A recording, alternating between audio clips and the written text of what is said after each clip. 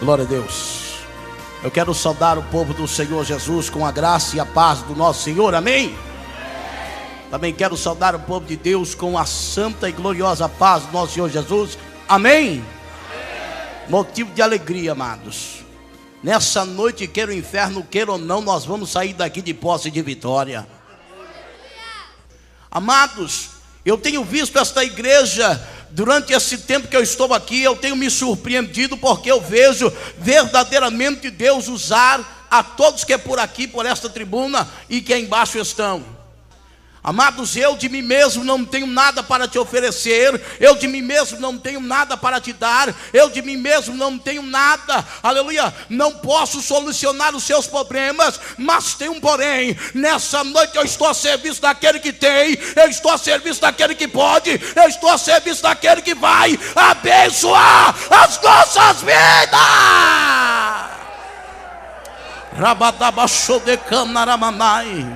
Senhor nosso Deus e nosso Pai, nessa noite, Jesus querido, aqui estamos na tua presença, Pai querido, Pai amado, Senhor, comemorando, meu Pai, mais um aniversário, Senhor, mais um ano de vida desta congregação, mais um ano, Senhor, onde o Senhor honra todos aqueles que colocaram a mão no arado, Pai querido, Pai amado, Deus forte e poderoso, nessa noite, Jesus querido, venha derramar, aleluia, porção dobrada do teu Espírito, ó Pai, Senhor da glória, Deus forte e poderoso, Deus tremendo e maravilhoso, nessa noite eu lhe peço que o Senhor venha salvar, Senhor, que haja arrependimento, que haja, Senhor, nesta noite, meu Pai, confessão. Deus, faça a tua obra, porque é para a tua glória. Deus, nessa noite venha, Senhor, manifestar a tua glória em porção dobrada, Senhor, porque tu és fiel e tu se faz presente. Manifesta a tua glória nessa hora, é o que eu lhe peço, em nome de Jesus. Pode se assentar em nome de Jesus, amados. Se tem uma coisa que o inferno não aguenta, irmão, e os seus adeptos, é crente que tem propósito diante de Deus. Eu gostaria, amados irmãos, que os meus queridos abrissem as vossas Bíblias no livro de Atos, capítulo 14. Só vou ler um versículo e vou estar entrando então no testemunho. Quantos se lembram do massacre do Carandiru? Tem alguém que se lembra dessa época triste, terrível? Fazem 12 anos que esse episódio aconteceu. Para quem não lembra ou não ouviu falar, foi uma rebelião que teve num dos presídios maiores da América Latina, o extinto Carandiru. Nós estaremos relatando nessa noite acerca do grande milagre que Deus fez em nossas vidas. Amém, igreja? Amém. Todos encontraram? Capítulo 14, versículo 22, que diz assim: confirmando o ânimo dos discípulos, exortando-os a permanecer na fé, pois que por muitas tribulações nos importa entrar no reino dos céus, ou de Deus. Amém? Vamos repetir. Confirmando o ânimo dos discípulos, exortando-os a permanecer na fé, pois que por muitas tribulações nos importa entrar no reino de Deus. Só a igreja agora em nome de Jesus.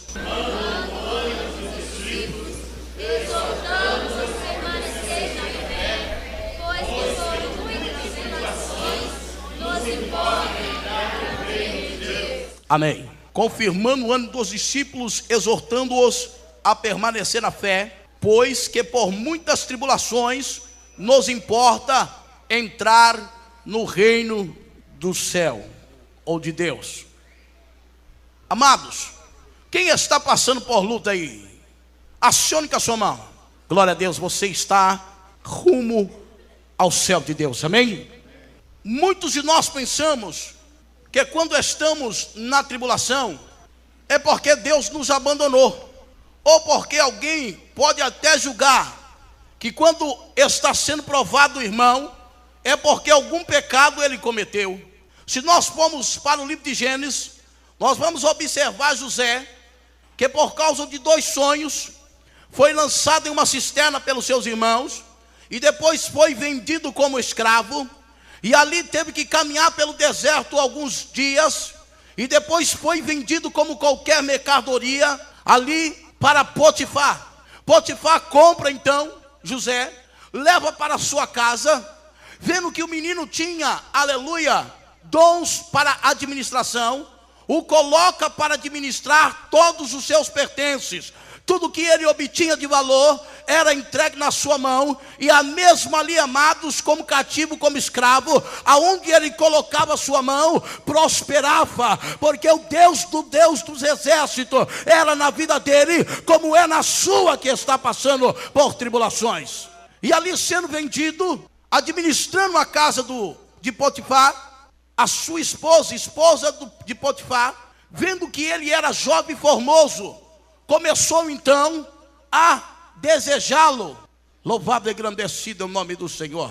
E tenta de todas as formas, aleluia, fazer com que aquele menino, que mesmo cativo, que mesmo escravo, que mesmo, aleluia, poderia estar revoltado com seus irmãos, ali, diante daquela situação, mesmo passando por aquela tribulação, ainda era fiel ao Deus a qual ele servia.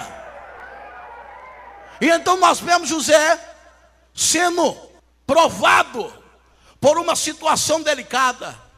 A esposa de Potifar, vendo que ele já não estava mais no palácio, tenta, aleluia, fazer com que José pecasse.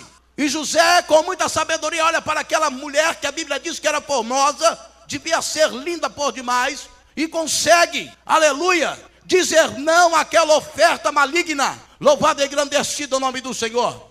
Só que na fuga ficou uma peça da sua roupa, peça essa que foi o suficiente para o diabo, aleluia, armar, maquinar, levantar um grande falso e o mandar para a cadeia. Mas espera aí, amados, o homem não pecou. O certo seria Deus olhar lá de cima, isto, a ótica humana, era o certo Deus estar observando, ver a fidelidade daquele menino, que foi, aleluia, jogado em uma cisterna, depois retirado e vendido, e ali ele olha para José, fugiu da aparência do mal, não caiu com a esposa de Potifar, e o prêmio dele foi cadeia. E lá dentro da cadeia, aonde ele continuava cativo, por causa de um falso, por causa de uma mentira levantada por Satanás, mesmo lá dentro, ele continuava fiel aos seus princípios e à sua fé. Eu não sei em que situação você está passando nessa noite. Eu não sei que luta, qual é, aleluia, a área que o diabo tem tentado, aleluia, fazer você desistir. Mas através desta palavra e através do testemunho de milagre que Deus fez na minha vida, Ele vai renovar a sua fé, vai te colocar de pé, e o nome de Deus Todo-Poderoso será glorificado na minha e na sua vida. José estava preso, e ali dentro ele conhece dois sujeitos, e aqueles homens tiveram um sonho. E José tinha o dom de discernir sonhos, e foi por causa de sonhos que José estava naquela situação. Eu quero lhe dizer que nesta noite foi cantado que os sonhos que Deus teve para a sua vida, eles não morreram. A Bíblia diz, amados irmãos, em Jó 42:2, que nenhum dos pensamentos de Deus, aleluia, poderá ser impedido. Tudo aquilo que Deus determinou na sua vida vai acontecer. Tudo aquilo que Ele pensou em fazer, Ele vai fazer. Tudo aquilo que Ele prometeu que faria, Ele vai fazer, porque Ele é Deus. Um dos cabas chega diante de José e diz: rapaz, sonhei com isso. Ele disse: isso, tu vai ser honrado, perdoado, e tu vai voltar a trabalhar para Faraó. E o outro, vendo aquilo, disse: também sonhei, vou contar. Quando contou, misericórdia, disse: rapaz, teu sonho não é bom não, tu vai morrer. Dito e feito, sonhou, contou, profetizou, revelou, decidiu. Um foi honrado, voltou a trabalhar, o outro foi morto. Só que quando o copeiro saiu, ele disse: olha, lembra-te de mim quando estiver diante de Faraó. Eu quero dizer nesta noite, irmãos, que eu não preciso lembrar de você, porque Deus não te esqueceu. Rabachou de Camnaramanai.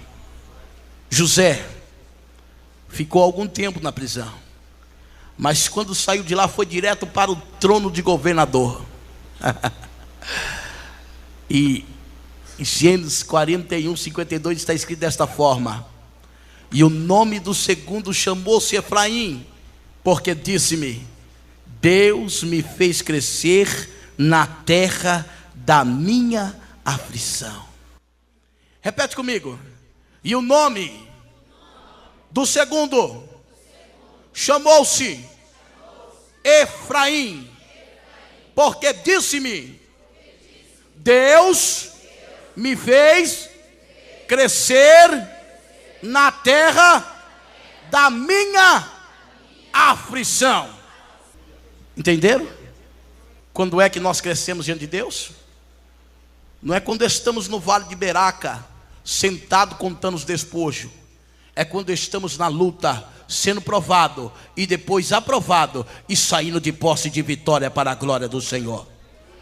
É na luta, crente. É nessa situação difícil que você está. É nesse vale de Jabó que você se encontra. É nesse deserto bravo sem água que você está. É aí que Deus quer tratar. É aí que Deus quer te honrar. É aí que Deus quer fazer. É aí que Deus quer te levantar.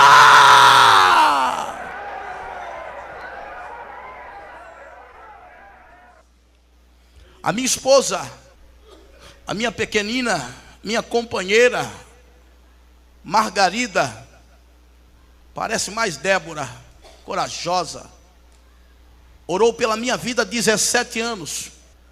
É mole isso? Não foram 17 dias, nem 17 meses, nem 17 minutos, e nem 17 dias de campanha. Foram 17 anos. 17 anos de aflição, 17 anos caminhando no deserto, 17 anos sendo afrontada pelo cão, 17 anos ouvindo palavras derrotivas, que dizia a ela: desista, esse homem não tem jeito, essa situação que você se encontra não tem saída. Eu quero dizer nesta noite que ainda há poder no sangue do Cordeiro de Deus. A minha esposa, enquanto ela estava buscando na igreja pela minha libertação, eu estava usando todo tipo de droga que vocês possam conhecer. E eu ainda nas drogas, havia virado mendigo de rua, não ia mais para casa, não tomava mais banho. E chegou um profeta até a minha esposa e disse: olha, mulher, abandona esse homem que você está, porque ontem eu tive um sonho e eu vi você casada com um pastor. Irmão, se a minha mulher não tivesse visão, eu estava na roça. Peça nessa noite discernimento de espírito. A minha esposa olha para aquele cara e diz: escute aqui, ó abençoado. Quando eu me converti, eu entrei em uma igreja e o pastor estava pregando no livro de Atos 16, 31. Ele disse: é. E ela disse: tu sabe o que estava escrito? Estava escrito que se eu cresce, seria salvo eu e a minha casa. Ele disse: estava escrito. E ela diz assim então para aquele homem: escuta aqui, o abençoado, se tu teve um sonho que eu era casado com um pastor, esse Deus a qual eu sirvo vai ter que fazer daquela tranqueira lá um homem de Deus. Rabadabachou de Camnaramanai, Rabadabacandarabaixou de Proba Camnaramanai. Determinação, propósito, confiança é o que nós temos que ter nesse Deus a qual nós servimos. A minha esposa tinha dias, amados, que entrava dentro de casa e ia para a igreja, esperta que sou ela. Ela sabia que para me pegar em casa era de manhã. Ela ia para o ciclo de oração de manhã e voltava com um comboio de crente para dentro de casa. Irmão, é bíblico, a treva não bate com a luz. A minha esposa tinha dia que ela vacilava. Ela entrava com os crentes pela cozinha. Crente pentecostal é uma benção, irmão. Está lá na porta, então você já está sabendo quem está chegando. É que nem o Leomar. Quem viu o Leomar pregar nessa noite é nesse estilo aí para lá. Irmão, e entrava aquele povo dando glória, falando em língua. Eu dizia, lá vem aquele comboio de doido. E ela entrava pela cozinha ou pela sala, virava uma fumaça. Aí tinha dia que o Espírito de Deus incomodava ela. E ela saía com a minha filha. Hoje a minha filha tem 22 anos. E na época ela saía com a minha filha. E daqui a pouco vinha minha filha e minha esposa. Aí minha mulher esperta, Espírito Santo de estratégia, disse, ó, tu entra com um comboio de crente pela sala que eu vou entrar pela cozinha. Quero ver por onde esse homem vai fugir hoje. Irmão, quando eu vi aquele comboio de crente dando glória a Deus e aleluia, invadindo o quintal, parecia polícia para mim. Eu dizia o quê? Quando eu vi a porta da sala mexendo no trinco, e a da cozinha também, eu disse, é pela janela do quarto. Sumia. Estava enquadrado em Salmos 20. Estava confiando nas minhas armas, nos meus amigos do crime, no meu cachimbo de crack, na minha carreira de farinha. Tinha tempo para todas as coisas, mas não tinha tempo para ouvir o que é que Deus tinha para tratar comigo. Fiz parte de uma quadrilha de assalto a banco muito conhecido do estado de São Paulo. Se chamava Família do Tangará. Como o diabo é sujo. A minha família estava toda destruída. E ele me deu uma família no crime, chamava Família do Tangará. Só bandido, só gente boa, dormindo, que acordado não valia nada. Amados, esta quadrilha começou a efetuar grandes assaltos no estado de São Paulo.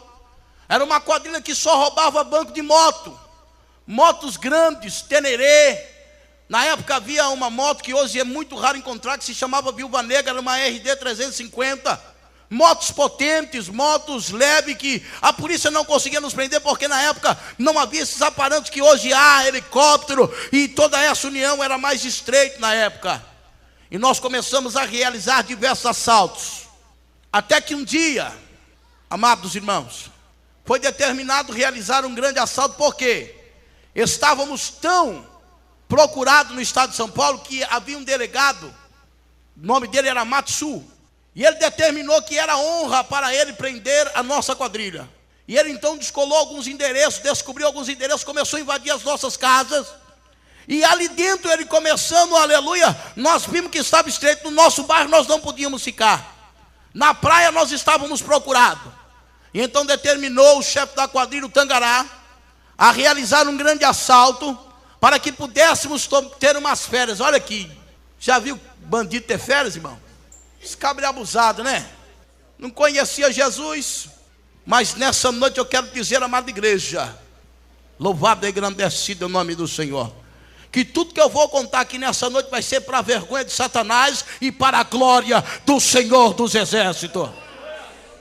Determinamos então realizar um assalto. O chefe da quadrilha disse, olha, nós estamos muito procurados, precisamos aí tirar o time de campo, vamos fazer um assalto, e depois desse assalto cada um vai para o seu lado. Para vocês terem uma dimensão, foi escalado um assalto na fábrica da Coca-Cola, na Avenida Nações Unidas, ali no estado de São Paulo. Determinamos o dia, fizemos o levante e fomos fazendo a pesquisa. Dia determinado, seria um dia X. E antes do assalto ser realizado, o Tangará nos levou para um determinado lugar que nós não sabíamos onde era. Era um terreiro de Umbanda. Ele estava nos levando para fechar o corpo. Diga comigo nessa noite, misericórdia. Glória a Deus por isto. Irmãos, fomos para aquele centro de macumba. Entramos todo atrevido. E quando ali dentro estávamos, na entrada fomos recepcionados por uma senhora mais gordinha que eu. E a mulher estava com turbante na cabeça, estava até carcunda de tanto guia que ela tinha no pescoço. Tinha demônio que não acabava mais. Se fosse pôr a mão ali, hoje tinha que expulsar de 10 em 10 para não tumultuar. O negócio estava feio ali. Irmãos, e quando nós entrávamos, ela fazia com que, ela estava com charuto e ela espirrava aquela fumaça na nossa cara. Irmão, nunca vi mais nada mais fedido que aquilo. Se tiver alguma coisa mais fedida do que aquela fumaça, só se for lá no inferno. E ela baforou aquela fumaça terrível, nós entramos tudo tossindo, olha. Para vocês terem uma ideia, foram 24 homens escalados para esse assalto, porque a fábrica era enorme. E entrou os 24 homens, sentou 23 e o 24º entrou no meio da fileira, junto com aquela mulher que denominávamos como mãe de santo, mas hoje eu sei que era mãe dos porcos. E amados irmãos, sentamos naquela roda e aquela mulher que eu não sabia que estava a serviço daquele que está em João 10:10, que não veio para outra coisa, senão para matar, roubar e destruir, e que também estava a serviço do pai da mentira. Ela senta naquela roda, apaga aquele charuto com a garrafa de cachaça na mão. E o tangará perguntando: maninha, olha que misericórdia, podemos ir, vai dar tudo certo? E aquela mulher embriagada olha para ele e diz: filho, pode ir, vai dar tudo certo. Olha, vocês vão, esse assalto vai ficar na história. Tu vai ganhar tanto dinheiro que tu não vai precisar roubar nunca mais. Olha que mentira do cão. Irmãos, tomamos posse daquilo, porque o homem sem Deus é como uma folha seca, caída no chão, e vai para onde o vento leva. Mas nessa noite eu glorifico o nome santo do Senhor, porque há visto um povo que tem destino, tem endereço e vai morar no céu. Vamos ali, saímos daquela reunião tudo contente, tomamos posse daquela profecia maligna e mentirosa, saímos. Quando estávamos para sair da casa, aquela mulher endemoniada olha para nós e diz: ó, psiu! Olhou todo mundo para trás. E ela disse: olha, depois do assalto, não esquece de passar aqui para deixar o meu pirão. Eu saí revoltado. Eu disse para os cabos, disse: olha aí, não vamos ter que dividir mais em 24 não. Apareceu a velhinha na meia, 25 agora. Preocupado com mais um para dividir o dinheiro. Saímos, irmão. Quando chegamos à noite, naquela mesma noite que saímos do terreiro de Umbanda, o chefe chamou todo mundo e distribuiu a função do assalto.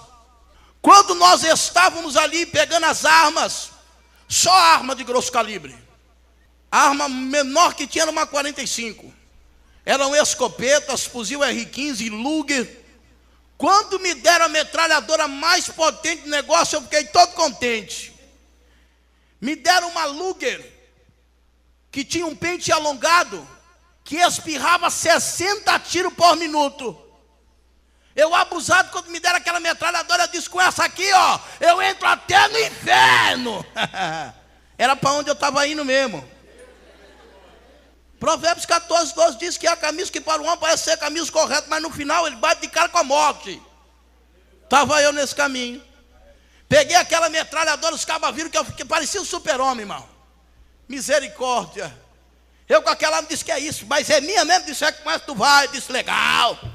Aí na hora de dar as funções eu entendi porque eles me deram aquela arma poderosa. Eles disseram: tu, mas o Roberto e o Marco, tu vai ser o desarme. Eu disse: o quê?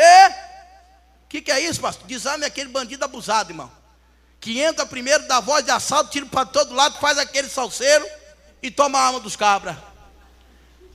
Eu disse: rapaz, com essa metralhadora aqui, disse: é como é? Tu vai? Eu disse: vou. Não podia afrouxar. Não podia afrouxar naquele tempo, irmão. E estava trabalhando para Satanás. Agora que eu estou com aquele que nunca perdeu uma batalha, que nada vai fazer eu parar para a glória do seu nome. Eu disse: vai, eu mesmo. Disse: é tu, Marco e Roberto. Disse: é tu. Vamos lá. Entramos, irmão. Determinou o dia. No dia seguinte estamos lá cedo. Os cabas renderam a portaria e nós entramos para dentro de onde estava o banco. Já entrei apavorando, dando tiro para tudo que era. Mal para a cabeça, é assalto, todo mundo abaixa a cabeça. Os cabas foram lá, o Marco e o Roberto tomou a arma dos policiais que estavam fardados. E ficamos ali achando que era o dono da fábrica, andando para lá e para cá com aquela metralhadora assim, parecendo terrorista. Irmão, daqui a pouco a quadrilha entra e sobe no segundo andar. E começou a descer dinheiro, era muito malote. Na época era a época do open, do overnight, pouco dinheiro na mão, parecia um bocadão. E os caras estavam que desce malote, e eu vendo que os malotes não acabavam, todo contente.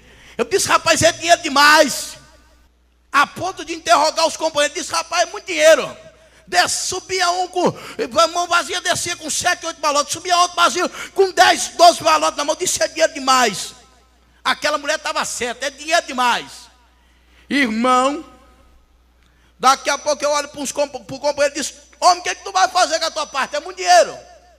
Homem sem Deus é terrível, só maquina o mal. E ele olha para mim e diz assim: vou comprar arma, vou montar a minha própria quadrilha e vou viajar ao mundo. Eu disse, E eu então pergunto ao outro, disse, tu, homem, o que tu vai fazer com a tua parte? Ele disse, rapaz, vou comprar arma, vou montar minha quadrilha e vou viajar ao mundo. E os dois olham para mim, tu? Eu disse, comprar arma, montar minha quadrilha, vou viajar ao mundo. Repetitivo, né, meu? Homem sem Deus não tem imaginação nenhuma.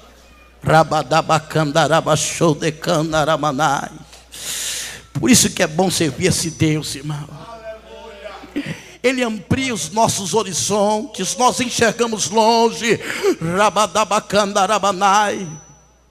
Passou alguns minutos, desce o último bandido com 7 malotes na mão. E ele olha para nós, dá gesticula dizendo que havia acabado o dinheiro. Eu disse, acabou. Como nós fomos o primeiro a entrar, nós éramos os últimos a sair. Por quê? Os cabas que roubaram os malotes tinham que colocar no carro e sair de fuga. E eu e os outros dois estávamos cada um com uma moto, então a nossa fuga era mais rápida. Tivemos que segurar os reféns para que os cabas fossem embora. Até isso sobrou para nós. Pensando que nós éramos bandidão, nós éramos laranja da história. Amados, passaram-se o tempo, era a hora de ir embora. Deu a hora de nós ir embora, eu olho para os cabos e disse, vamos embora. Diz, vamos, sabe o que está escrito em Atos capítulo 2, versículo 21?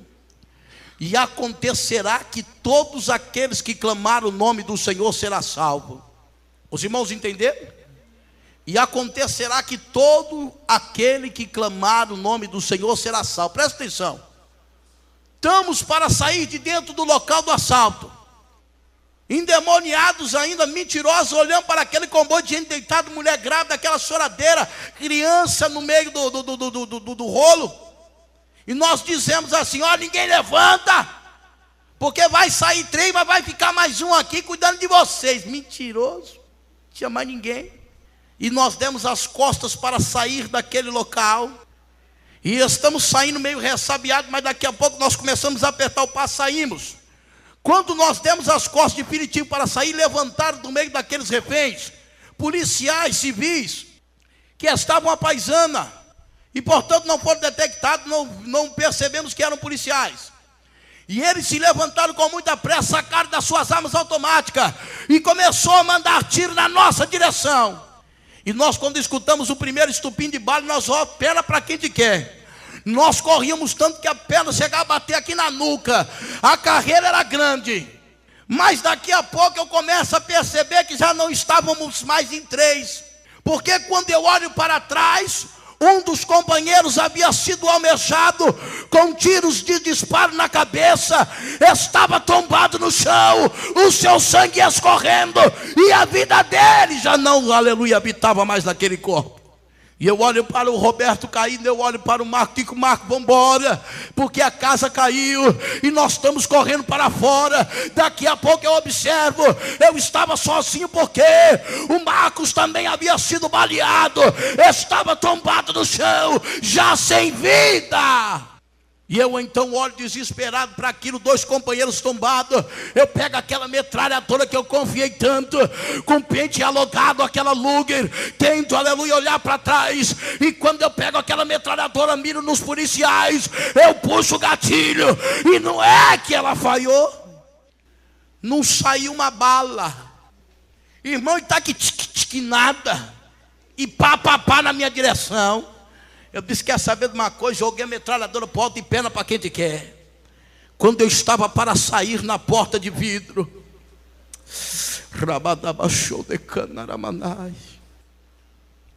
eu começo a perceber que o meu corpo estava formigando, pegando fogo. Sabe o que é que estava acontecendo naquele momento? A minha boca seca. E então eu percebo que a minha força se foi. E de repente eu começo a tombar, a cair. E quando eu caio numa posição de descida, com a cabeça virada para baixo. E quando eu bato com a cara no chão, eu começo a perceber que eu também estava baleado. E de repente, ali deitado no chão, eu começo a sentir aquele líquido escorrendo pelo meu rosto e ganhando o asfalto. O que era, pastor? Era o meu sangue que estava esvaindo pelo asfalto. E então eu percebera que eu estava de frente com a morte estava me chamando.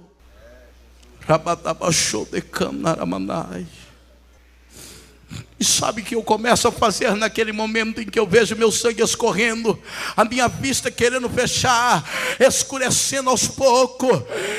Eu, naquele momento que estava ali deitado, eu que não tive tempo para ouvir o que os crentes tinham para me dizer, eu que não tive tempo para ouvir quando a minha esposa dizia que Deus tinha um plano na minha vida, eu que não tinha tempo para falar com Deus quando dou de frente com a morte, eu começo a clamar: Deus, me dá mais uma chance, Senhor. E ali, amados, eu começo a clamar pelo nome do Senhor Jesus. E eu começo a dizer: Deus, tem de misericórdia da minha vida, me dá mais uma oportunidade. E sabe o que Deus faz naquele instante? Deus começa a colocar um filme sobre os meus olhos. E era um filme da minha vida. Escute nessa hora, porque Deus está falando contigo.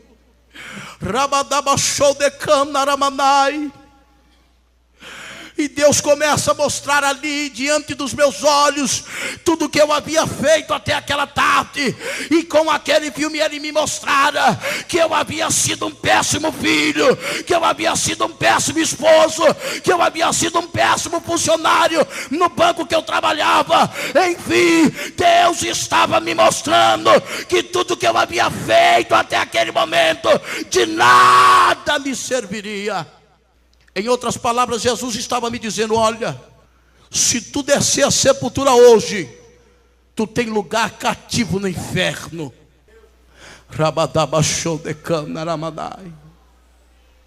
Só que com aquele filme, todas as cenas ruins que eu havia feito, que Deus havia me mostrado, naquele filme também me passava as vezes que os crentes haviam me evangelizado, às vezes que os crentes haviam ido ao meu encontro e dito assim: olha, jovem, Deus te ama, tem um plano na sua vida, e não tem para onde tu correr. Eu não tinha tempo. Eu dizia: esses crentes é louco. Até isso Deus me mostrou. E sabe o que acontece naquela hora? Os meus olhos se escurecem, saem os movimentos do meu corpo, só restar então a audição. E ali eu ouço um carro vindo de ré, com certeza era um camburão. Jogaram-me dentro da viatura, pegaram os outros 2 mortos e nos levaram para a Faculdade José, que é um hospital de medicina que tem no Granjaú, em São Paulo. E quando chegamos no Granjaú, abriram a porta e o policial havia dito desta forma: doutor, peça para o enfermeiro pegar esses corpos. São 3, mas estão todos mortos. Irmãos, eu estava que nem Jona no profundo, aleluia, no profundo do mar, no ventre da baleia, quase dentro do inferno. E eu começo a dizer em espírito, dizendo: Deus, não permita com que eu desça a sepultura, Senhor. Se tu tem um plano na minha vida, Senhor, me tire mais dessa situação.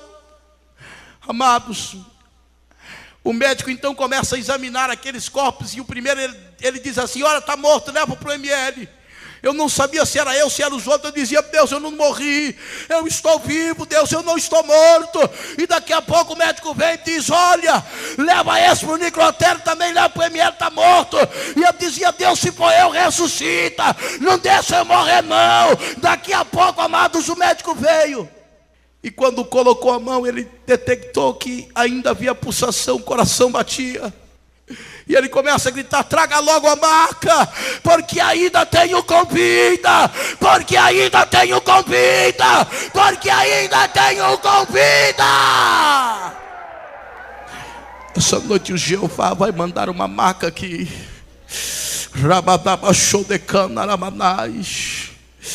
Crente que estava prostrado vai ser levantado. Você que estava pensando em parar, tu vai erguer a tua cabeça. Você que estava morto espiritualmente, Deus vai te ressuscitar. Vai derramar a porção dobrada do Espírito. Vai fazer você caminhar nessa terra. Irmãos, até aí eu me lembro. Acordei, me levaram para a sala. Passei por uma bateria de cirurgia. E quando eu acordo, para o meu espanto, num quarto de UTI, deitado todo duro, quando eu abro o olho, havia um espelho sobre a minha cama. E quando eu olho para aquele espelho, me arrepiei todinho. Sabe por quê? Descobriram naquele momento que eu havia sido almejado com 8 tiros nas costas. Uma bala que ainda nos dias de hoje se encontra cravada na minha espinha. Aleluia, destruiu a mesma. E portanto ali quando eu acordo, eu olho para o meu corpo, eu estava parecendo uma coxa de retalho. 72 pontos na barriga. E quando eu olhei aquilo, eu me assustei com aquela coisa feia. E por esse espelho eu olho um grupo de médicos que estavam, aleluia, do meu lado. Eu não virava o pescoço, porque vocês vão saber por quê. Porque enquanto eu estava filmando pelo espelho aqueles médicos, um médico japonês olha para minha cama, aponta e fala com os seus alunos de medicina assim: vocês estão vendo o leito que aquele homem está deitado? Os médicos dizem: estamos.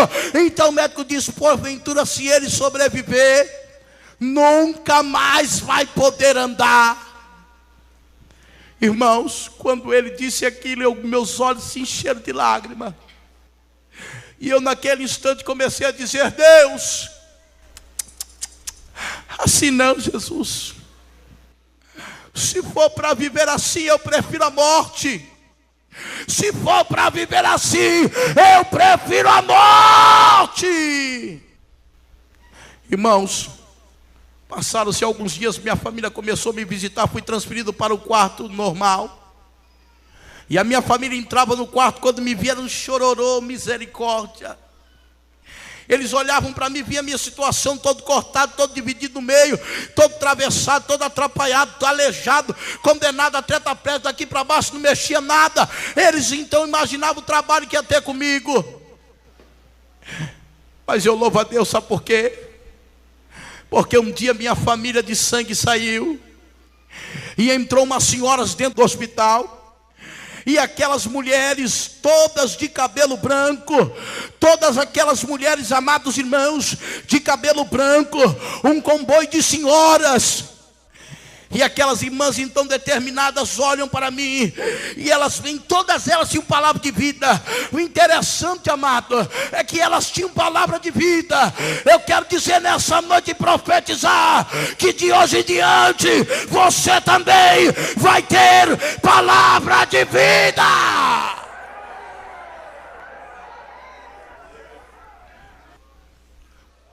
E aquelas irmãs determinam, dizendo assim: olha, filho, o Senhor nos permite fazer uma campanha em favor da sua vida. Eu, arrogante, disse aquela mulher: pode fazer, não vou para lugar nenhum. Mesmo aleijado, irmão, ia para onde? Quando eu tinha perna eu corria, mas ali deitado, aleijado, eu tinha que ficar para ouvir o que Deus tinha para falar comigo. E aquelas irmãs então determinadas começam a fazer uma campanha em favor da minha vida. Elas entram naquele hospital e elas determinam o que fazer. E então elas disseram: olha, vai ser tantos dias. Nem me recordo, mas elas entraram e começaram. Elas primeiro entravam, oravam ao Senhor, e depois começavam a cantar um hino rodeando a minha cama. Sempre o mesmo hino. Interessante que era sempre o mesmo hino. Elas rodeavam a minha cama e diziam: foi na cruz, onde um dia eu vi meus pecados castigados em Jesus. Foi ali pela fé que os meus olhos abriu, e agora me alegro em sua luz. Deus começaram a revelar ela tudo que eu havia feito. E eu comecei, o diabo começou a colocar certo, dizendo: é a tua família que está contando tudo para elas. E eu dizia, deve ser mesmo, porque elas estão falando coisas que só minha família sabe. Irmãos, que família nada. Quem estava revelando elas era o genuíno Espírito Santo de Deus. Para onde tu correr não, homem? Deus tem um plano na sua vida. Eu dizia, tá bom. Ela saiu e dizia, louca. Daqui a pouco minha outra dizia, filho, o que Deus tem contigo é tão grande que tu nem imagina. Eu disse, dá para imaginar o que é que Deus pode fazer com um aleijado, moribundo, todo feridado. Consigo até imaginar, nada. E ela saiu. Chegou a última delas, devia ter uns 80 anos para mais, cabelo branquinho, bem magrinha, veio num passo quase parando, chegou na minha cama, envolveu o meu pescoço no braço dela, deu um beijo na minha testa com aqueles lábios trêmulos, e olhou para mim e disse, filho, Jesus te ama tanto. Colocou meu pescoço de novo no travesseiro, e saiu com aquele passinho dela todo leve, quase parando, 80 anos, irmão, misericórdia. Cansadinha já com o tempo, trabalhando para Jesus. E ali aquela mulher toda cansada, vai em direção à porta. Irmão, Deus tomou aquela senhora num poder tão grande na porta antes de sair, que ela virou, quando eu percebi, a mulher já estava toda durinha, nem parecia ter mais de 80 anos. E ela veio sapateando, foi uma canseira para chegar até a porta, mas quando Deus tomou ela, renovou suas forças, e ela veio pulando, e ela veio gritando, e ela veio falando em língua. E aquela mulher veio sapateando com autoridade, falando grosso, a sua voz já não era mais lenta, os seus lábios já não tremiam, o seu corpo havia firmeza, e deitado naquela cama, ela coloca o dedo na minha cara, e diz, homem, Deus está mandando lhe dizer, que vai operar a sua espinha, vai te colocar de pé, e você vai pregar a palavra de Deus, pelos 4 cantos desta terra.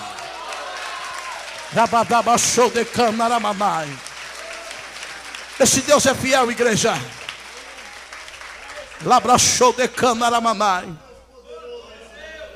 E naquele dia mais desesperançado da minha vida, quem sabe é este dia para você hoje. Naquele dia que para mim só havia uma saída da morte, quem sabe você se encontra assim no dia de hoje. Naquele dia em que eu pensava que se eu morresse seria a melhor coisa que podia acontecer.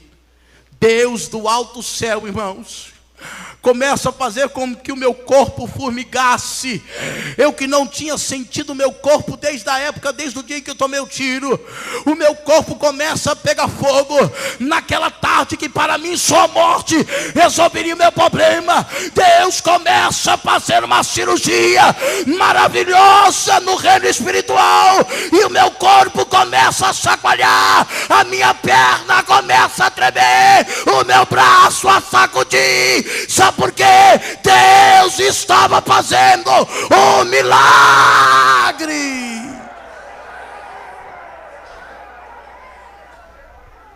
Uma enfermeira viu eu pulando na cama, toda atrapalhada. Ela pulou em cima de mim, pensou que eu estava tendo um ataque do coração. Um médico veio. Quando chegou aquele comboio de médico, ninguém estava entendendo nada, mas ninguém podia entender, irmão. Sabe por quê?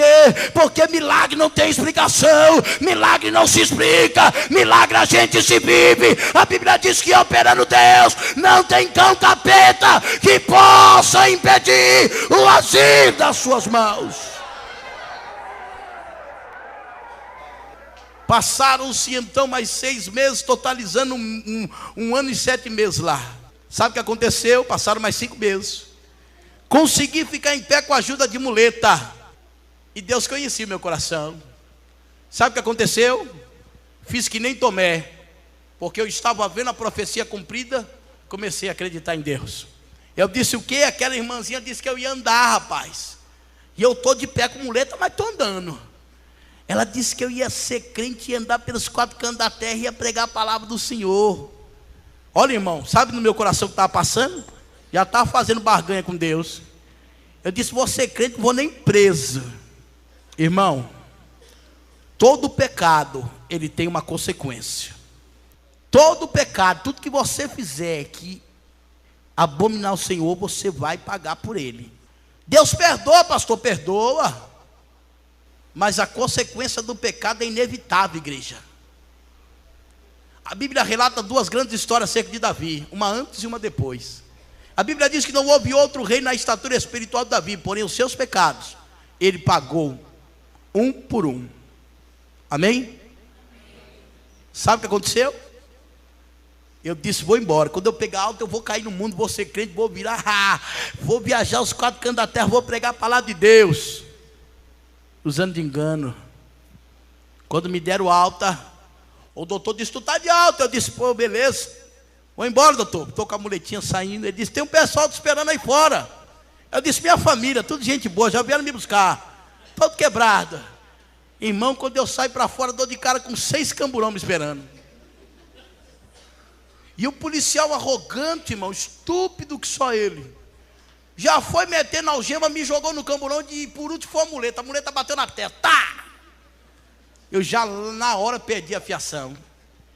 Eu disse, o que é isso, Jesus? Tu disse que eu ia pregar os 4 cantos da terra, olha os cabos aí. Irmãos, me levaram diante do promotor. Quando eu entro todo torto, atrapalhado, com galo na testa ainda.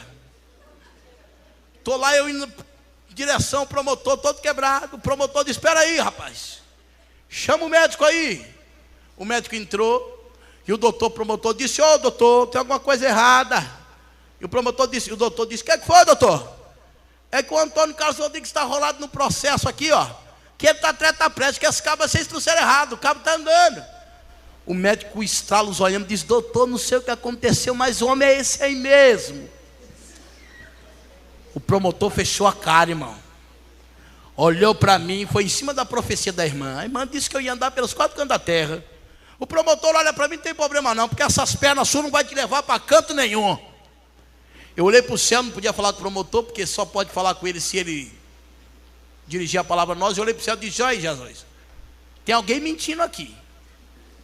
Tu usou a irmãzinha falando que eu ia ficar de pé, eu estou de pé. Ela disse que eu ia andar os 4 cantos da terra, o cabo está dizendo que eu não vou para lugar nenhum. Irmão, quando eu disse isso, o promotor disse, Antônio Carlos, presta atenção. Aí ele abriu a sentença. Todo o processo havia sido arrolado. Quem estava preso estava condenado. Quem morreu até hoje aguarda a ressurreição, só Deus sabe para quê, ou absolvição, condenação. E estava eu entre a cruz e a espada. Quando eu dou de cara, o promotor ele disse, olha, está aqui escrito, presta atenção, Antônio. Eu disse, estou prestando. Ele disse, vou ler sua sentença. O réu Antônio Carlos Rodrigues está sentenciado a 32 anos de cadeia, 9 meses, 12 dias de multa. Crime hediondo, sem direito a recurso, sem direito a apelação. Tem advogado aqui dentro, ele sabe o que eu estou dizendo. Sem direito a revisão, sem direito a apelação, sem direito a nada. O direito que o senhor tem, senhor Antônio, é de tirar 30 anos. Eu disse, só 30. Abaixei a cabeça, irmão. Olhei para o céu. Com o promotor eu não podia falar, mas com Jesus eu podia brigar. Olha lá, está vendo aí, Jesus? Tu já se esqueceu de mim, né? O Deus dos crentes já se esqueceu de mim. Irmão, para que eu falei isso? Quando eu falei isso, o diabo colou na hora. Me colocaram dentro do camburão naquele momento. E o cão foi falando comigo dentro do camburão, olha, quando você chegar lá na detenção, você não dá oreada para os crentes não, hein? Que os crentes é tudo mentiroso. Misericórdia. O diabo é terrível, irmão. Quando ele desconfia que Deus tem um plano na vida do cabo, ele fica endemoniado. O bichinho fica doido para atrapalhar a bênção, só que tinha um problema. Deus tinha e ainda tem promessa na minha e na sua vida. E eu entrei, irmãos, no presídio já bicudo. Já não queria saber mais de crente. Eu disse, quero saber de crente não. Entrei. Quando me jogaram num setor que tinha 2.000 homens, 2.200 homens subindo e descendo, todo mundo de calça bege e camisa branca. Eu olhei aquele comboio de gente mal encarada e disse, ninguém presta, ninguém vale nada aqui. Chega eu que não vale nada também, pronto, agora deu. Bati a mão na cabeça e disse, aqui eu vou matar muito, eu vou morrer logo. Irmão, quando eu estou lá bicudo, olhando feio, para os caras saberem que eu também era brabo, nem precisava, né, com a cara dessa, misericórdia. Mas ainda fiz umas rugas na cara, tô lá todo brabão. Daqui a pouco me aparece um negrão vindo na minha direção. 2.200 bandidos, veio o cabo na minha direção. E ele vinha vindo e eu comecei a olhar para o rosto dele, havia um brilho diferente. Ele era diferente dos outros, alguma coisa fazia com que ele se destacasse. E ele veio se aproximando, então eu percebo que ele era crente. E quando ele foi chegando mais perto, eu percebi que ele vinha falar comigo e disse: espera aí, negrão. Ele parou. Eu disse: tu é crente, né? Ele: glória a Deus. E era pentecostal ainda. Eu disse: tu sai da minha frente, cara, que eu não gosto de crente não. Ele abaixou a cabeça e foi embora. No dia seguinte, irmão, fiz amizade com as bandidadas. Pegamos um cobertor, jogamos no chão, estamos jogando lá um carteado. Daqui a pouco me aparece o negrão, como quem não quer nada. Eu sentado aqui no meio jogando carteado, ele começou a dar volta. E eu falando com os cabos: o que esse cabo tá dando volta aí, rapaz? Esse crente é doido. Os caras: não, deixa ele para lá, rapaz. Ele é assim mesmo, é boa gente. Eu disse: que boa gente que é, rapaz? Eu já vi crente prestar. Eu disse: sai daqui, crente. E ele começou a rodear. Daqui a pouco aquele homem, amado, ele olha para mim assim, começa a cantar um hino e dando volta. Adivinha aqui no que era? Foi na cruz, onde um dia eu vi meus pecados castigados em Jesus. E eu olho para o céu, brinco com Jesus, de Jesus, esse hino eu já conheço, canta outro. Irmão, meu coração estava que nem de Faraó, endurecia, amolecia. Naquela hora que eu falei com Jesus, uma mensagem veio no meu coração dizendo assim: filho, assim como eu fui contigo na mesa de cirurgia, eu serei contigo dentro deste presídio também. Levantei bicudo, brabo com o crente, saí daquele lugar. E no dia seguinte o crente vem na minha direção, sapateando, pulando, falando em língua. E daqui a pouco aquele homem vem de novo, irmão, e coloca o dedo na minha cara e diz: escute aqui, homem, Deus está mandando lhe dizer que Ele vai te tirar de dentro desta cadeia, vai fazer você andar pelos quatro cantos da terra, porque você vai ser um pregador da palavra de Deus. Ô irmão, mesmo hino, mesma profecia. Sabe o que me faz entender, amada igreja? Que o nosso Deus não é Deus de confusão. Se Ele disse que faria, Ele vai fazer. E ele começou a dizer: ops, me dá seus papéis aí. Sabe por quê? Ele era crente e era o advogado da cadeia. Era ele que fazia a revisão, a apelação, ele que determinava, ele que se apegava, ele que fazia, ele era judiciário da cadeia, era ele que comandava. E o homem começa a me perturbar, dizendo: rapaz, me dá seus papéis aí, porque eu vou fazer uma revisão, porque eu estou achando que esse negócio está errado, você tem que sair daqui. Eu disse: deixa de ser louco, rapaz, meu crime é o de ontem, eu não tenho direito a nada. Ele disse: rapaz, me dá os papéis. Eu disse: não dou, rapaz, você é louco. Ele disse: rapaz, tu não conhece o Deus que eu sirvo. Eu olho para ele e disse: você está louco, rapaz? Que Deus que tu serve? Ele diz: eu sirvo o Deus que tem a chave de Davi, a chave que abre e ninguém fecha. Irmão, conhecia nem Jesus direito. Davi para mim era um carcereiro lá da cadeia. Eu disse: tem fuga no negócio. Tem alguma fuga aí, não tem, crente? Ele disse: que é isso, rapaz? Eu sou crente. Eu disse: tem alguma fuga? Não é possível, tu está dizendo que Davi está com a chave aí. Alguém vai abrir essa cadeia, nós vai sair daqui. Tem fuga ou não tem? Ele disse: você está louco? Eu disse: então você é louco, é você, rapaz. Como é que tu está dizendo aí que eu... Irmão, o homem insistiu tanto que eu peguei meus papéis, joguei na cara do crente. Eu disse: tu quer papel, tu come. Aí aquele monte de papel. Aí ele catou um por um, cantando o hino. Catava um papel e dizia: foi na cruz, onde um dia eu vi. Catou aquele mutão de papel e colocou embaixo do braço. Foi lá para o judiciário da cadeia. Ficou lá, faz que levanta. E pega em contradição. E faz isso e assina. Aí ele vem com aquele papel para me assinar. Assina. Eu disse: vou assinar o quê? Você está louco, rapaz? Eu já assinei tanto BO. E o que é isso aí? Ele disse: é a revisão. Eu disse: vou assinar não. Ele disse: assina. Ele disse: mandou por fora. Irmão, do dia em que eu dei para ele, demorou 3 anos para o papel voltar. 3 anos. E eu disse: rapaz, cadê meu papel? Eu disse: sei não, rapaz, não chegou não. Eu disse: ó, rapaz, tu é besta, eu estou sem cadeia, estou sem papel. Se eu for de bonde aqui, eu não tenho como comprovar o que eu fiz. Ele disse: que não, rapaz, Deus vai te tirar daqui. Eu disse: você está louco, rapaz. E o diabão encostou em mim de novo. Ô, bichinho cruel. Chegou nos meus orelhas e disse assim: ó, mata ele. Eu disse: mata o crente. O cara está mentindo para você. Eu disse: é verdade, esse cara está me tirando. Vou matar ele hoje, eu vou matar ele. Irmão, e o cabo falando nas minhas orelhas aqui, só direto: mata ele. Disse: vou matar, fica calmo. Irmão, determinei o dia. Cheguei para o João Crente e disse: João Crente, se até tal dia os meus papéis não estiver na minha mão, tu vai morrer. O homem vai lá, abre no livro. Crente que lê Bíblia é benção pura, irmão. Deixa se enrolar pelo cão, não. O homem não se apavorou, abriu a Bíblia no livro de Salmo 105, versículo 15. Eu dizendo, tu vai morrer. Ele disse, vem cá, lê aqui. O que está escrito aí? Está escrito assim no Salmo 105, versículo 15.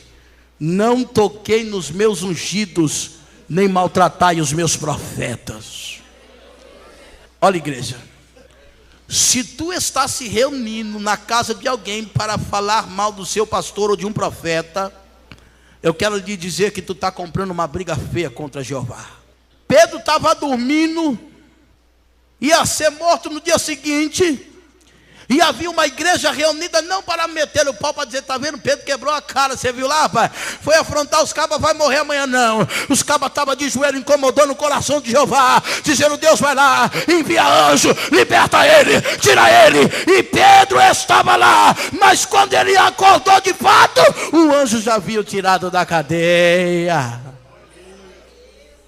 Um toque ungido de Deus não, irmão. Davi estava em cima de Saul, podia ter tirado a vida dele, mas ele disse, o que isso aqui é ungido de Deus, deixa que Deus resolva, ainda que estiver desviado, se for ungido, irmão, não toque não. E eu olhei para aqui e disse, quer saber de ungido de profeta, rapaz, tu vai entrar no coro. Ele disse, pois então tente. Foi na cruz, onde um dia eu vi, disse, tu vai ver. Irmão, procurei uma faca na cadeia, não consegui, disse, como é que eu vou matar esse negrão agora? O diabão de novo nas minhas orelhas, disse, vai lá no banheiro, na cadeia se chama boi. Chego no banheiro, dou de cara com um Chico Doce. Olha como bandido é carinhoso, irmão. Chico Doce. Um cabo de vassoura que estava de molho dentro da água, estava tirando mais cadeia do que muitos presos lá dentro. O cabo tinha inchado de uma maneira que parecia um cabo de enxada. E eu disse, é com esse aqui que eu vou bater na cabeça do negrão e ele vai falar com Jesus hoje. Irmão, peguei o porrete, fui para a rua 10. E o diabo disse assim para mim, não olha para a cara dele. Eu disse, como é que eu não vou olhar para a cara dele, rapaz? Como é que eu vou acertar a cabeça do negrão? O diabo disse, quando você escutar um glória a Deus e aleluia, porque ele está chegando. E eu estou na rua 10 com o porrete na mão, doidinho, guardando. Disse, não, que eu escutar um glória a Deus, aí ele vou dar na cabeça. E estou lá, com o porrete na mão, sentei, levantei, doía as costas. Eu sentado, disse, mas cadê esse crente, não vai vir? Daqui a pouco, irmão, eu escuto, glória a Deus, aleluia! Eu disse, é tu mesmo, cabra. Estava esperando tu. E com o porrete, o cabra vem cantando, irmão, o cabra parou para evangelizar. E eu de costa, nada de ver a voz dele se aproximar. E eu estou. Daqui a pouco eu escuto ele dizendo para os bandidos: olha, rapaz, Jesus está voltando. Ele tem um plano na tua vida. E eu vou te falar: se tu ajoelhar agora, Deus pode selar você até com o batismo com o Espírito Santo, porque Deus é fiel. Esse Deus que eu sirvo é porreta. Eu disse: vem que tu vai levar uma porretada agora. Irmão, e o cabo nada, daqui a pouco parou de evangelizar, ele vinha vindo. E eu disse: vai morrer. E ele começou a cantar. Eu disse: vem, que tu vai cantar lá no coral de anjo, aquele que tu tanto fala, que fica dando santo, santo, santo. Pode vir. E ele vinha vindo, ele vinha vindo. E eu disse: agora vai morrer, quer ver? Quando eu ameacei de levar o porreto pro alto, ele disse: ei, Toninho! Eu disse: mas será o Benedito que aguentaram que eu ia matar esse homem? Oh, seus papéis chegou! Rabadaba show de câmara, mandai. E eu tô lá, ele dá o papel, chegou, disse: quer saber? Escuta aqui, rapaz, seus papel tá aqui, ó. Quando eu viro para aquele homem, cato aquele comboio de papel na mão dele, logo na primeira página, sabe o que estava? O meu alvará de soltura. Deus estava abrindo as portas da cadeia para que eu pudesse sair e pregar a palavra do Senhor. Deus de novo dá o livramento de vida para ele, ainda abençoa a minha vida com a saída. Só que o diabo é complicado, irmão. Ele não desiste, não tem preguiça de trabalhar. Sabe o que aconteceu? Dia 1º de outubro de 1992, meu alvará chegou, até ser expedido, levantado, para ver se eu não devia mais nada, puxar minha capivara. Tá eu lá que nem esperando meu alvará não saiu no dia 1º, só saiu pro dia 2. Dia 2 foi o dia do massacre do Carandiru, aquele dia terrível. E eu tô lá dormindo no dia 1º, doido para sair no dia 2. Dia 2 eu tô todo contente, pronto para sair da cadeia. Quando dá de manhã, estoura uma rebelião interna, presos contra presos, se matando, aquela coisa terrível. Daqui a pouco abriram todas as celas, começaram a quebrar os canos, botar fogo em colchão, aquela coisa terrível. E eu olhei para aquilo e disse: pronto, hoje eu não vou embora, só amanhã, pensava eu. Irmão, quando deu 1h da tarde, a rebelião havia se generalizado. Imagine 2.200 presos soltos, encapuçados com faca na mão. E eu ali nervoso, vendo aquela situação. Batalhão de choque era certo entrar para quebrar todo mundo no pau. E eu já não era bobo, não era nada. Quando eu vi a situação, eu disse: quer saber? Eu vou lá para o 5º andar, são 2.200 presos. Batalhão de choque, quando entrar, vai quebrar todo mundo no pau. Até ele chegar no 5º, está cansado, eu vou apanhar menos. Essa foi minha visão. Subi para o 5º andar, estou lá no parapeito, olhando os caras pulando, matando ali. Daqui a pouco, o batalhão de choque, liderado pelo coronel Biratã, entrou. E eles tinham um negócio, irmão, uma psicologia terrível. Se tiver algum soldado aqui da PM, deve saber como é que funciona. Irmãos, os cabos entraram, batalhão de choque só tem cabo a peso pesado, só grandão, só guarda-roupa. E os cabos com escudo, com capacete, tudo à prova de bala, o negócio é terrível. E um cacetete, aquelas botas, aqueles coturnos. E toda vez que eles entravam na cadeia, eles tinham um grito de guerra. Eles entravam batendo a bota no chão, o cacetete no escudo, e gritando assim para os presos: querida, cheguei! Irmão, aquele grito de guerra era o pânico dos bandidos. Os cabas sabiam que o couro ia ser grande e ia tirar muito couro de alguém. Eu lá do 5º andar escutando os caras: querida, cheguei, estou lá, disse: até chegar aqui está tudo cansado. Os cabas lá embaixo vai entrar no Chico Doce e eu vou ficar aqui só olhando. Quando chegar em mim, tinha muita gente para bater, irmãos. Eu lá do 5º andar olhando os caras gritando: querida, cheguei, apavorado também, que eu sabia que ia sobrar. E os caras pararam com aquele barulho de cacetete no escudo, pancada da bota no chão, e ficaram aguardando por alguns minutos. E nesse tempo que eles ficaram parados, um preso apavorado, assustado com a situação. Amado, quando o batalhão de choque entrava na cadeira, terrível. Não tinha homem lá dentro, não tinha mais bandido, não, era tudo menino. Me recordo como se fosse hoje. Estávamos numa janela, batalhão de choque invadiu. Quando ele olhou para a janela, tinha um cabo bigodudo. E o policial lá de cima falou: tu mesmo, bigodinho, quando nós entrarmos, tu vai apanhar tanto. O cabo entrou para dentro apavorado: me dá um presto-barba, me dá um presto-barba. Queria tirar a barba de qualquer jeito, bigode. Lá dentro tem macho não, irmão. Esse negócio de macho na cadeia é mentira. Irmão, eu lá de cima vendo os caras subindo, o cara foi correndo em direção à polícia. Quando chegou perto da polícia, ele se ajoelhou. Quando se ajoelhou, o policial se assustou, pegou a metralhadora, colocou na cabeça do menino e disparou. Quando ele deu o primeiro tiro, a polícia, assustada, com 2.000 bandidos soltos dentro do pátio, começou a dar tiro para tudo que era lado. Irmão, quando eu vi neguinho gritando, pulando, caindo, tombado, baleado, cachorro mordendo, eu quando olhei aquilo por 5º andar, eu disse: pronto, a casa caiu. E eu estou lá em cima, encostei no muro lá e disse: Jesus, olha lá, Jesus, tu não disse que eu ia pregar pelos 4 cantos da terra? Ô Jesus, tu não disse, não deixou eu morrer, Jesus. Tu não deixou eu ficar aleijado com 8 tiros nas costas. E tu disse que é isso? Meu alvará está aí, os cabas estão matando todo mundo. Irmão, minha oração estava, misericórdia, não passava do teto, cobrando de Deus, cobrança indevida. Não tinha feito nada para Jesus. Quantos estão assim no dia de hoje? Ainda não fez nada para Jesus, mas só sabe me dar, me dá, me dá, me dá, me dá. Não tem nada para se apresentar diante de Deus, mas está me dá, me dá, me dá. E eu estava lá cobrando de Jesus, querendo que Ele resolvesse minha situação. E eu percebo que a oração não está passando do teto. Ele está agradando ninguém essa minha oração. Irmão, me lembrei da primeira vez que eu deparei com a morte, com aqueles 8 tiros. E então eu começo a dizer: Deus, tenha misericórdia da minha alma, Jesus. Não permita com que eu desça a sepultura. Olha, Deus, se tu me tirar só de mais essa, irmão, tem tirado de tantas vezes daquele dia. Se tu me tirar só dessa, Senhor, eu vou levantar minha mão, vou te aceitar, vou ser crente, vou pregar a tua palavra e vou em onde tu mandar eu ir. Irmão, quando eu comecei a orar, os cabas estavam do 4º para o 5º, subindo com a metralhadora na mão, espirrando bala para todo canto. Entrei no apavoro, comecei a correr para lá e para cá, para lá e para cá. Daqui a pouco, irmão, eu vejo que a polícia entrou, me desesperei, levei uma porrada nas costas, que até agora não sei que anjo forte foi aquele, mas a porrada foi certeira, caí no chão. Quando eu caí no chão, a polícia entrou dando tiro, começou a dar tiro em todo mundo, um rapazinho correndo, trupicou, balançou, bateu com a cabeça dele na minha. Eu deitado no chão, quando eu abro os olhos, eu dou de cara com os olhinhos azuis esbugalhados e o sangue deles correndo na minha cara. E quando eu vi que aquele rapaz estava morto, eu fiquei quietinho no chão, e aquele sangue havia cobrido o meu rosto, e eu dizia: Deus, tem de misericórdia da minha vida, Senhor. Senhor, não permita com que eu desça a sepultura. Jesus, me dá mais uma chance, Senhor.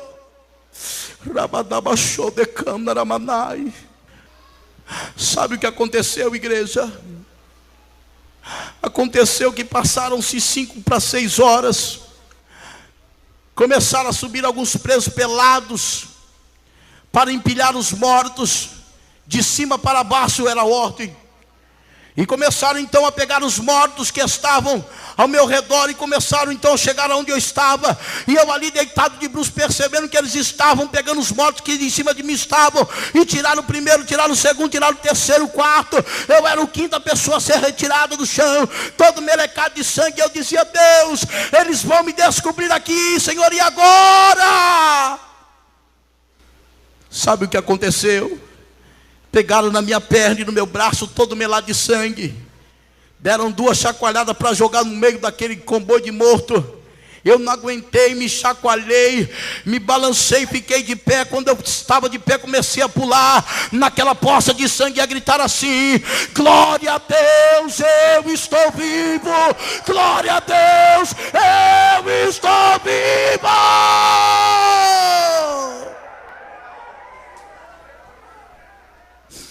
Igreja, enquanto eu estava pulando, glorificando o nome do Senhor, sabe o que aconteceu? Um policial engatilhou a metralhadora, olhou para mim e falou: tic-tac, você está vivo, né, tranqueira? As pernas começou a tremer, o sangue que tinha coagulado no meu corpo começou a cair. E eu olhei para aquele policial, quando ele perguntou: você está vivo, né, tranqueira? Eu tremendo todinho, eu disse: estava. Irmão, não sei o que foi que aquele policial viu, mas eu sei que Deus mostrou alguma coisa. Ele desengatilhou a metralhadora, ficou bonzinho de salar: ô seu lixo, sua tranqueira, vai lá então, ajuda a empilar aqueles mortos. E eu saí todo contente, irmão, com as pernas tremendo, mas fui. Catei o primeiro defunto, adivinha o que aconteceu? Cantando um hino: foi na cruz, onde um dia eu vi meus pecados castigados em Jesus. Foi ali pela fé que o meu sangue, aleluia, rabachou de camaramanai. Já vou terminar, amado, só para concluir esta parte. Sabe o que aconteceu? O João crente, amados, irmão, crente teimoso é céu na certa.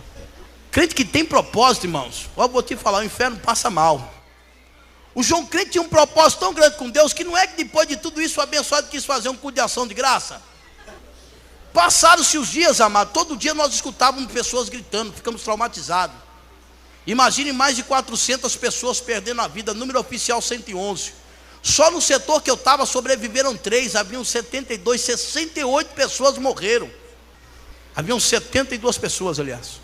68 pessoas, 69 pessoas morreram. Sabe o que aconteceu? O crente falou: rapaz, tu vai dar seu testemunho lá no culto. Eu disse: que é isso? Nem sou crente, havia passado o perigo, irmão. Eu disse: que é isso, rapaz, tu tá besta, vou lá dar testemunho. Nem sou crente, ó, estava vivo. Aí disse: tu vai dar testemunho sim, rapaz, tu vai lá na igreja lá. Eu disse: vou, mas... Aí, irmão, cheguei na igreja, a igreja cheia, a igreja lá de crente na cadeia cheia, comboio de gente que não valia nada. Deus restaurou todos. E eu estou lá no meio dos crentes lá e vendo. E eu dizia: o que eu vou fazer aí, rapaz? Como é que eu vou falar? O diabo disse assim no meu ouvido de novo, o mesmo diabão que toda hora está comigo. Ele disse: rapaz, ó, quando tu chegar lá, tu copia os crentes, faz tudo que ele fizer. Eu disse: então é fácil. Estou lá, sentei em último, irmão. Todos os cantos que subiam no púlpito era paz do Senhor. A igreja, paz do Senhor. Eu disse, está fácil. Aí eles sentavam e diziam, Jesus é bom, Jesus é fiel, me salvou. Eu estava naquela situação, eu fui baleado, mas estou vivo. Pessoas sem olho, rapaz, sem orelha, com tiro. Tudo dando testemunho alegre. E chegou a minha vez. Eu disse, vou lá para frente que é fácil. Cheguei no púlpito, irmão. Fiz a pior coisa que um crente pode querer fazer, roubar a glória de Deus. Tentar. Me deram a oportunidade de entrar. Paz, Senhor, igreja. Paz, Senhor. Disse, está fácil. Olha, amados, eu vim aqui nessa noite porque eu quero dizer para vocês que já estava na malandragem. Espírito da mentira tinha possado de mim. Graças a Deus que ele me converteu, viu, amados? Irmão, estou em cima do púlpito e o crente lá do baixo, só olhando. Olha, irmãos, eu quero dizer para vocês que estou aqui nessa noite porque eu dei uma sorte tremenda. Olha que misericórdia.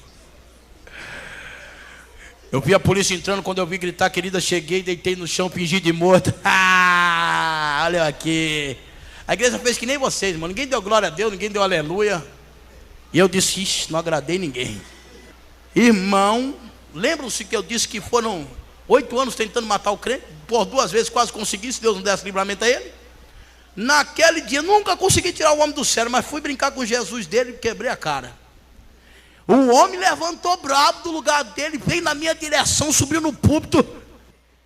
O João olhou para mim, você está louco, rapaz? Eu disse, que é isso? O cabo com a mão fechada, irmão. Quase que ele ir, não, irá e virou, mas quase que ele peca aquele dia. O homem com a mão fechada disse, você está louco? Eu disse, que é isso? Você está bobo? Quem é que está doido, menino? Ele disse, rapaz, o que você está falando aí? Eu disse, eu estou falando o que aconteceu. Ele disse, rapaz, você é mentiroso. Seu infeliz. Eu disse, feliz é tu, homem. Ele disse, rapaz, tu está dizendo aí que tu fingiu de morto, rapaz. Eu disse, não foi. Tu está dizendo que o sangue daqueles cabos que te cobriu e você não morreu. Eu disse, não foi. Ele disse, seu infeliz, será que você não conseguiu enxergar que o sangue que te cobriu, que o sangue que te guardou, que o sangue que te livrou foi o sangue do Cordeiro de Deus?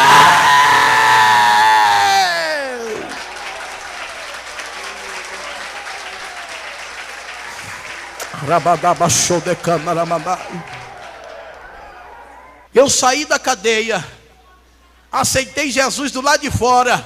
Fui cooperador, fui auxiliar, cooperador, diácono, presbítero. Fui para o Rio de Janeiro alegre para ver só a convenção. Chego lá, me separaram e me ungiram a presbítero. Não sai ainda não, aguarde mais um pouquinho. Já vamos terminar. Eu queria nessa noite, amados. O João Crente tirou 30 anos de cadeia. Hoje é pastor e está no estado de Amazonas pregando uma palavra do Senhor. Eu queria mostrar para a igreja, louvado e engrandecido é o nome do Senhor Jesus. Glória a Deus. Aqui, antes de fazer o apelo, não sei se vai dar para a igreja ver, não observe a minha barriga não, só o corte. Isto aqui, irmão, são 72 pontos. A minha barriga, ela é toda, as minhas costas é toda perfurada de bala.